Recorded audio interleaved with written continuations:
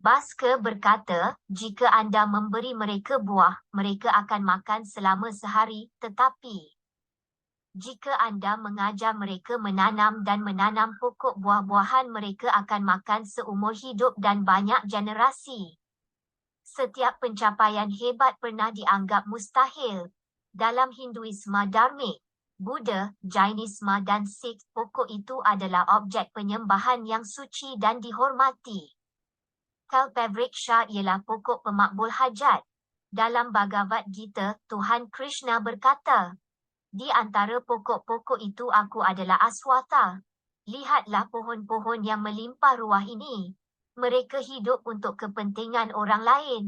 Tidak ada satu bahagian pun dari pokok itu yang tidak berguna. Yesus sendiri mengisytiharkan bahawa kerajaan syurga adalah seperti pokok, Matius 13:13 hingga 32. Lord Buddha berkata, sebuah pokok adalah organisma hidup yang indah yang memberikan makanan, tempat tinggal, kehangatan dan perlindungan kepada semua makhluk hidup. Malah ia memberi naungan kepada mereka yang menggunakan kapak untuk menebangnya. Rasulullah SAW bersabda, seandainya berlaku kiamat ke atas salah seorang di antara kamu sedangkan dia mempunyai sebatang anak pokok, hendaklah mereka menanamnya. Rasulullah SAW bersabda, adalah sedekah apabila seorang Muslim menanam pohon atau menanam tanaman dan burung, manusia atau lembu memakannya.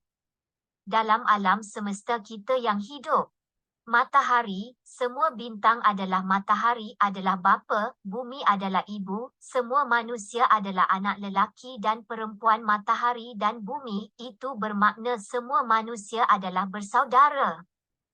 Menggunakan matahari dan bumi melalui proses fotosintesis, pokok di bumi ibu hanya boleh mencipta makanan untuk dirinya sendiri. Pokok adalah sumber makanan kepada semua makhluk hidup. Semua spesies, termasuk manusia, haiwan, burung, ikan dan sebagainya adalah bergantung atau saling bergantung kepada makanan pokok, buah-buahan, daun, sayur-sayuran. Daging juga hanya dapat dari pemakan sayur dan pemakan sayur haiwan pemakan daging burung ikan. Kebanyakan hayat pokok umur dan hayat diri lebih lama daripada banyak generasi manusia. Oleh itu, buah-buahan, sayur-sayuran, daun dan sebagainya makanan dan pokok pemberi oksigen gas kehidupan harus ditanam dan ditanam di seluruh planet bumi. Pokok adalah penyerap karbon yang baik. Ringkasnya, pokok mengubah, melindungi, teduh dan membekalkan oksigen, buah dan kecantikan. Tanpa pokok, manusia tidak akan bertahan.